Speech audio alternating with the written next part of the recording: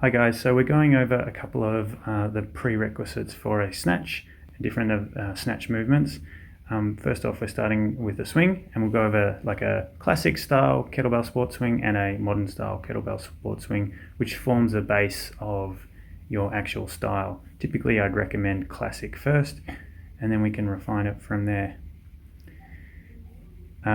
So before we go into snatching, we want to be able to jerk. So if you can't jerk, or at least stabilize overhead, there isn't really much point snatching because it's not that safe. So basically a jerk, you're stabilizing overhead quickly, but you don't have to absorb all the momentum of the kettlebell swinging out in front of you. So it's a sort of a safer option.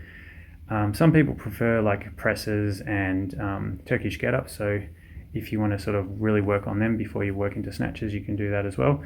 But I think for GS, the jerk is a good prerequisite. So again, I have a good rack position, good overhead position. I'm able to stabilize quickly.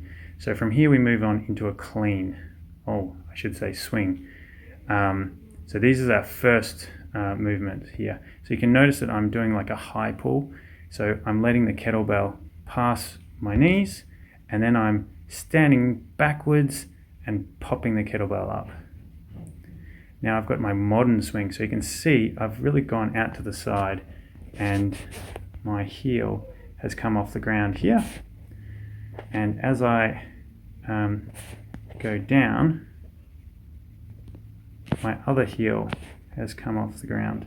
So what I've actually done is, as the kettlebell goes behind me, I actually shift onto this leg, and as it goes in front, I shift back onto this leg. So here I'm putting most of my weight here.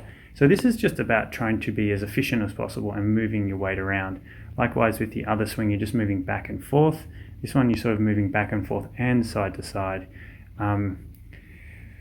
Personal preference will dictate what's best for you. So both people are successful doing both extremes or even something in between.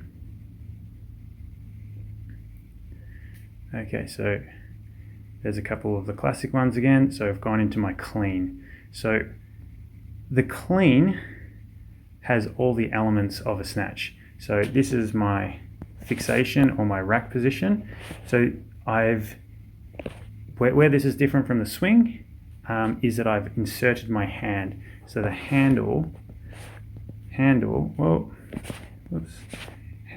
here rests on the back of my wrist, and my wrist is all the way through here. Whereas when I'm doing the swing, it's in my fingertips. So I have a fixation phase, which is the equivalent of my overhead lockout. So this is a safer way to do all these different phases. So that's why we like to teach clean first. So I'm rolling it off. Now I've got the back swing here. So I'm inserting my hand here. So again, I've taken the kettlebell from my fingertips and I'm pushing my wrist all the way through to lock it out in that position. So I'm moving back into my heels and I'm re-gripping the kettlebell. Again, if you look here, the kettlebell is going from resting on the back of my wrist to out into my fingertips.